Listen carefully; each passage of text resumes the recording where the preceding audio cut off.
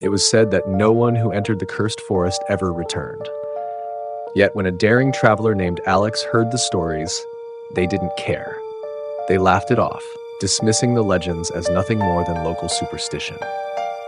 On a dark, moonless night, Alex stood at the edge of the forest, a flickering lantern in hand, eager to unravel the mystery that had haunted the small village for centuries.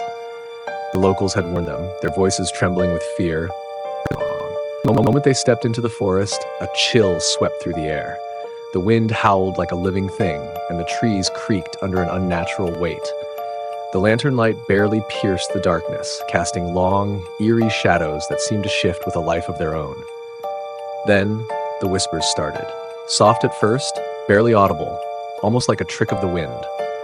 But the voices grew louder, more distinct. Alex's heart raced as they heard their names spoken from the darkness. "Alex, come closer." Shivers ran down their spine.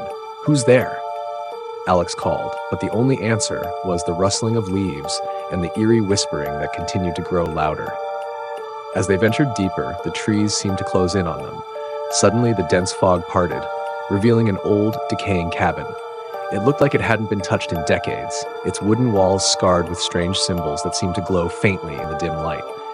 Something inside Alex told them not to enter, but their curiosity was too strong. The door creaked open with a terrifying groan, and inside was a room frozen in time. A table covered in dust, a chair overturned, and at the center of it all, a book. It lay there, its cover flickering with an unholy light. As Alex picked it up, a cold gust of wind slammed the door shut behind them. The air in the room turned icy, and the whispers returned, now louder, frantic, and filled with malice. Alex's fingers trembled as they opened the book.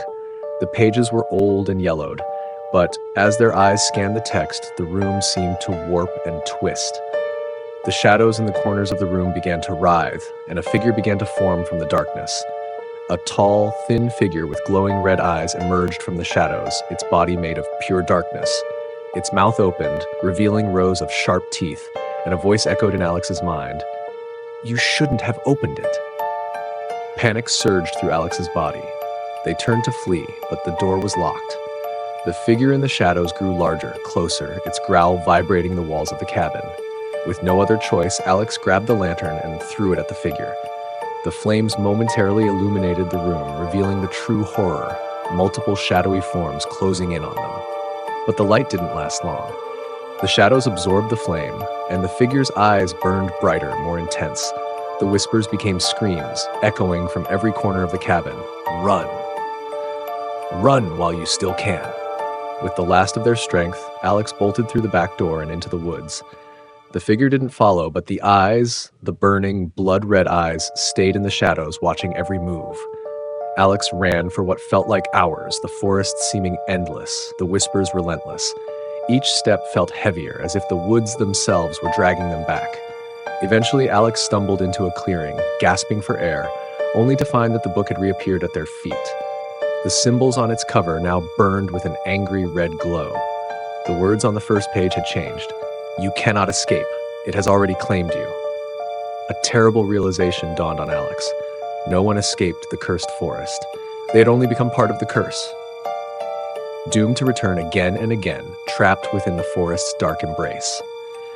As they stared at the book, the shadows around them began to grow thicker.